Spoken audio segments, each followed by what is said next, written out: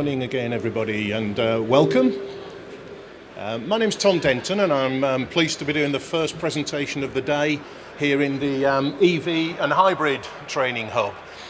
So I'm going to be covering a range of things this morning in 25 minutes. That's all we've got, but we've got time for questions afterwards, and also we can go and grab a coffee afterwards if there's more things you'd like to talk about. So the general area of things I'm going to be talking about today relate to electric vehicle qualifications. Do you need to be trained? Why even bother training? Does it matter? Can you just start working on high voltage vehicles? What are the different levels you might need? When do you need to do the training? Where is the training available? What is IMI TechSafe? And is training a cost or an investment? So we're just going to flash through some of these things sort of fairly quickly this morning. And it's a nice easy presentation to start the day, so nothing too technical and nothing too hard.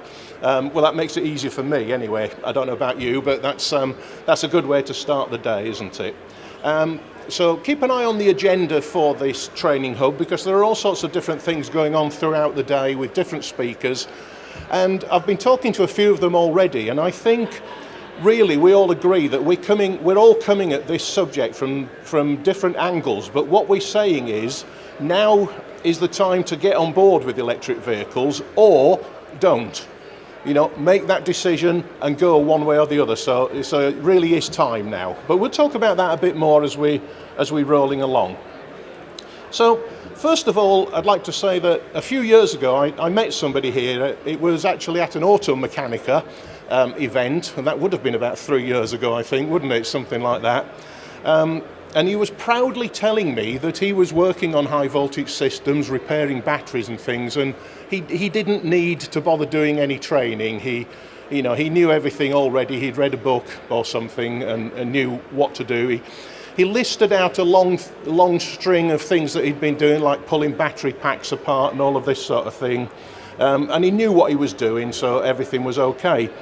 Well, it made me cringe for two reasons. I mean, one is that's unbelievably dangerous, and two is it's unbelievably unprofessional, because what he was telling me he was doing wouldn't work anyway. So it's not just about not dying from touching these high voltage things, it's about learning what you can and can't do. I mean, the chap's dead now anyway, so it's solved itself, hasn't it? You know, it's the Darwin Awards. Not really. I just added that little bit in. But, well, actually, I don't know. I mean, it might be. So, rolling on. Do you need to be trained? I mean, yes, for the three reasons really that I've already said. One, for your own safety, and we can't stress that enough, can we, with 400 volt vehicles being typical. 800 volt vehicles are already out there. Manufacturers are working on 1200 volt vehicles. This is the sort of technology that we're going to see. And just if it helps you, understand the dangers of these things as we're rolling along, if you were to touch a 400 volt battery, make a serious connection with it, the chances are you would be seriously injured or die. But you might thrash around a little bit just before you die. So the higher voltages are a good thing in a way, because you die even more quickly when you touch them. So there are advantages to all of these things, aren't there? So look on the bright side like I do and you'll stay safe. I think that's the message here, isn't it? And as I've suggested, to be professional. Now, another thing is that when we're thinking about training and qualifications, it's as much about learning what you don't know as what you do know. I mean, do I know how to safely de-energize every vehicle in this room? Probably the answer is no, because some of them I haven't seen and I haven't worked on. Do I know that it's necessary to do that? Yes. Do I know how to find out how to do it safely? Yes. So these are kind of important but significant little steps, aren't they, along the way? So let's have a little look about the different levels and qualifications that there are. I mean, forgive me, some of you might be familiar with all of this, but it's always worth going over it again just to make sure you consolidate what you know about the qualifications. There are 4 levels, and there's some consideration of a level 5, but that's still in debate at the moment. So what we're going to do here is a quick reminder of where these qualifications came from and why they exist in the way that they do. The health and safety executive, several years ago now, quite a few years ago, came up with 4 different categories of work. And these are the ones that you can see on the screen at the moment. So there was fairly low risk, which is valeting, sales, and low risk activities like that. Then another higher level of risk was for emergency responders, or first responders if you like, people turning up to an electric vehicle in an accident on the side of the road. And then there's maintenance and repair, so actually working on high voltage vehicles, but working on the low voltage side of them, if you like. And then at a higher level, there's working on high voltage electrical systems. And you can see that there's an increasing level of risk, if you like, as it goes through there. So what happened after that is that the Institute of the Motor Industry took that information and created 4 levels of qualification. The first level is known as level 1, as it would be, and it's really described as an awareness. So you're just aware that when an EV is moving, it's quiet. You know, don't touch the orange wires. You know, don't drill holes through where the batteries are, and simple things. Just to be aware of everything that's going on. And then at level 2, there are 2 sort of different types of qualification, really. One is for, as I mentioned before, the first responders, so either breakdown and recovery on the side of the road. But by first responders as well, of course, we mean police, fire, ambulance and so on, so like emergency service as well. So if they turn up to an EV that's been in a big impact and somebody's still stuck inside, you know, is it safe to extricate them, I think is the word that they use, or is it not? You know, so these things are all things that we need to learn. Then there's the normal level 2, what I think of as the normal level 2, where any technician would be able to carry on doing all the normal work they do on an electric vehicle, you know, servicing, repairs, brakes, struts, suspension, you name it, on an electric vehicle, but they're aware of the high voltage systems and know how, if necessary, to de-energize them. So that's the sort of normal level 2, if you like. At level 3, it would be working on the high voltage system. So the high voltage systems, thank you. The high voltage systems don't work properly, so somebody's got to be able to work on them in that particular way and fix them, obviously. And we describe level 3 as working on high voltage systems with them switched off. Level 4 is working on high voltage systems, but with them still switched on. So in other words, you're working on live systems. Now in particular, this will relate to the battery. So if you're pulling a battery apart, for example, you cannot switch a battery off. It is just what it is. You can pull a plug out that might knock the voltage in half and different things like that. So level 3 is working on high voltage with it switched off. Level 4, working on it with it switched on. And of course, all the necessary PPE and everything that goes along with that. So they're the different levels. Now, to a slightly more contentious one, and some of you might be already ahead of you here. Well, in fact, I know some of you are. I recognise some of you that you've already done electric vehicle training. But, you know, when do you need to do EV training?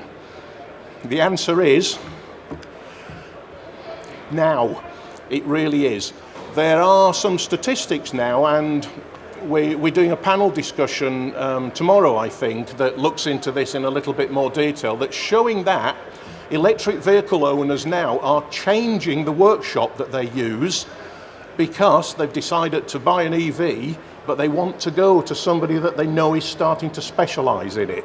So, you know, this is a thing to start thinking about, and it's happening quicker and quicker all the time. So if you haven't started to get on board with electric vehicle qualifications, and you want to, I hasten to add, you might decide now is the time, no, I'm just going to concentrate on specialise, if you like, on ICE vehicles from now onwards. That's fine. But I think now is the time to start making those sort of decisions. There is a challenge getting the training and things like that, but it's certainly possible. But I'd also like to give you a little context here for those that haven't done any EV training yet. that level 1 is probably about half a day's training, that's all.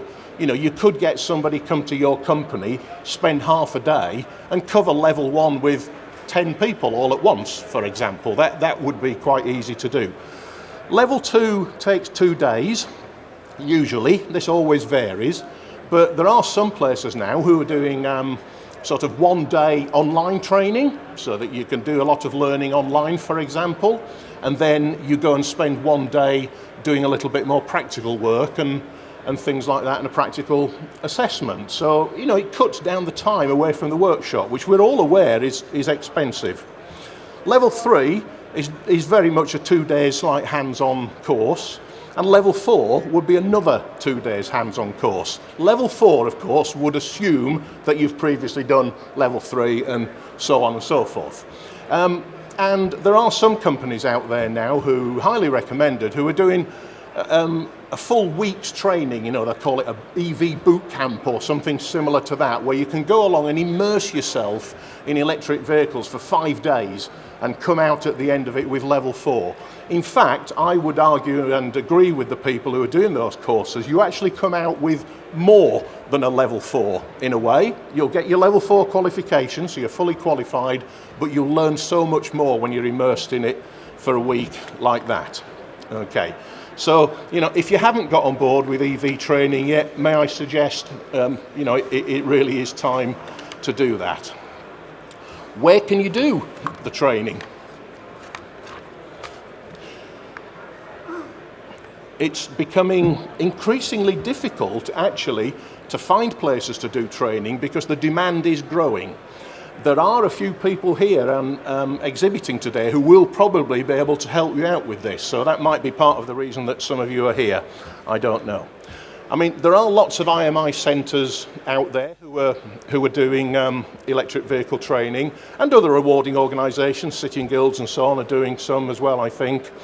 And there's a combination of face-to-face training and online training and different things like that. So there's a growing provision. And I'm more than happy if some of you are like thinking of taking the jump into training to make recommendations of where you might want to go, but I'll do that over a cup of coffee with you afterwards rather than sort of broadcasting and advertising, if that's fair, you know? So I can just give it as a personal opinion to a colleague. So, you know, there are lots of things out there. Lots of free resources, especially if you're an IMI member. You can join and get lots of free EV training. Almost the most important free resource, of course, is a damn good textbook. Hands up who's got one. If you haven't, see me afterwards, please, if you haven't got one. This is my day job.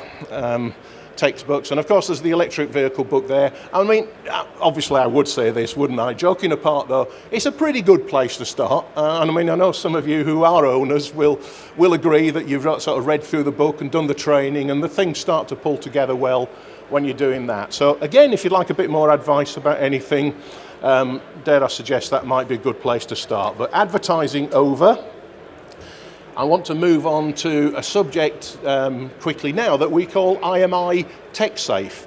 Now, my colleague Chris Cottrell from the IMI is doing a presentation later on today where the whole presentation is about all the details of IMI TechSafe, how you go about it, what it's all about, why it's important, what to do to get it, and all of that sort of thing.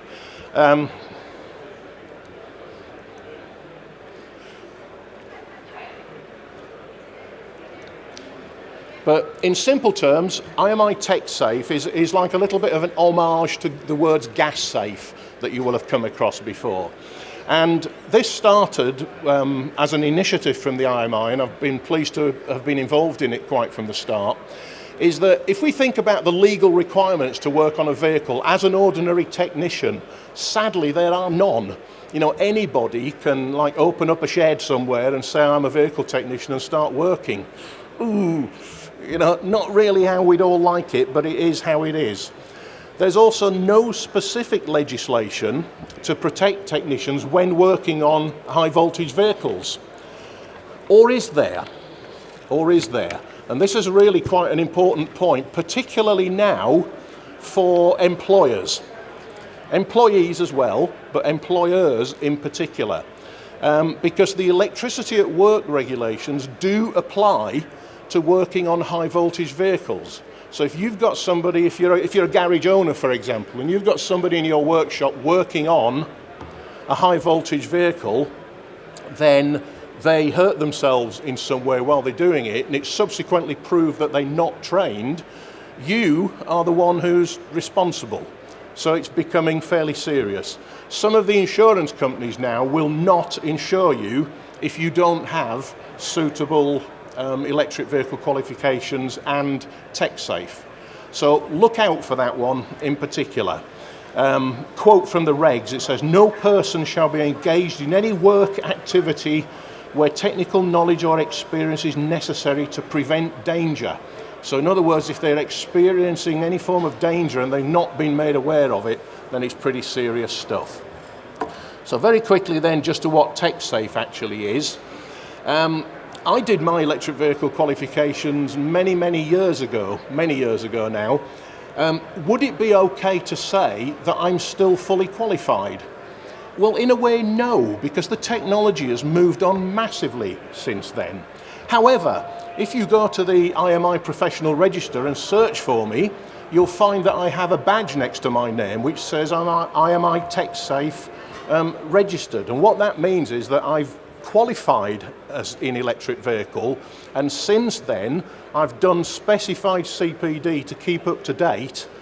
Every 3 years, I think it's about 18 hours, it's not onerous, of CPD to keep up to date. So if I was sort of held up in court, you know, I could say I am qualified and I am up to date. I am currently competent, to use the right sort of words. So this is something that's becoming really important. And I hasten to add, and Chris will talk more about this later, this is not a money-making scheme here. This is free with the IMI, it doesn't matter. Anyway, some kind of auto-advance on my slides, I think, haven't I? So all you need to do, qualify in EV, you know, join the IMI and the professional register and TechSafe registration, then complete CPD over a rolling period of time, and you're going to remain up to date. It's another of those shows that you're a professional doing the right thing. Now, I've put what's almost my final question on here. Is training a cost or an investment? Well, I think you probably get an idea of where I'm going with this one, don't you? You know, and to set a context, you know, remember the amount of time that we're talking about for doing EV training here isn't huge. And there are lots of good courses and training providers out there. So, you know, the alternative really, the cost of training, well, yeah, you do have to pay to do training. You do have to take time off work. In some cases, you do have to travel. You do have to stay in a hotel. You know, this does rack up and it does cost. But if you see that as an investment rather than a cost, whether we like it or not, and I still have, shall we call them, heated debates sometimes with people who really don't like electric vehicles, like it or not, they are coming. And I mean, I'm, as you'd probably guess, a little bit of a convert, you know? And once you've started driving an EV properly, you really never do go back. You know, they really are awesome. But whether you like them or not, they are coming. Is it time to think seriously about specialising and doing the work that others can't? There are a few people here at the event today. Go and see the guys on the Hevra stand if you haven't done already, and Matt on there is already running a garage specialising in just EV work and things like that, and he'll be happy to chat to you. And I mean, the final thing really is this any different from any other changes we've had throughout the industry?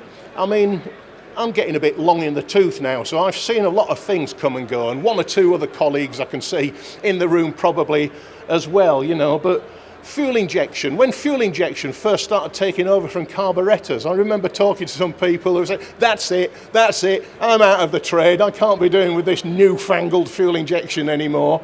You know, and then catalytic converters came along, closed loop control, service lights that needed a special tool to reset. You know, now those things that I've just listed out, we don't even bat an eyelid, do we? You know, we're just doing that all of the time. So this becomes normal very quickly. So what's going to be fairly obvious, if you'll forgive me, is that if you haven't got on board with the electric vehicle training yet, seriously think about doing it soon. So I think it's almost at the end of my sort of formal presentation, but if you'd like to chat further, come and grab me afterwards and we'll go and have a coffee or something. We've got an experts lounge just down there that's run by Auto Technician magazine, and my special badge will get you in for a free coffee. So if you'd like to do that, come and say hello. But I'd just like to sort of add one further thing. I mean, some of you might have come across them, but I write a few blogs for Automechanica on their website and so on about EVs and ADAS and automated driving and so on. And the next series I'm doing is going to be 6 steps to specialising in electric vehicle. So step 1, do this. Step 2, do that. Step 3, do that, and so on. So keep an eye out on there if you haven't already done so. So thank you ever so much, everybody, for coming along and listening first thing. If you've got any questions you'd like to shout up within the group now, then please do. I can bring a microphone round for you if you wish. Or alternatively, come and see me afterwards and we can have a chat about anything. So any questions, anybody? Excellent. Well, what that means, when there are no questions, that means the presentation has covered absolutely everything you needed to know. So well done, Tom. That's great. Thanks, everybody. Much appreciated. I'll see you around for a chat later on.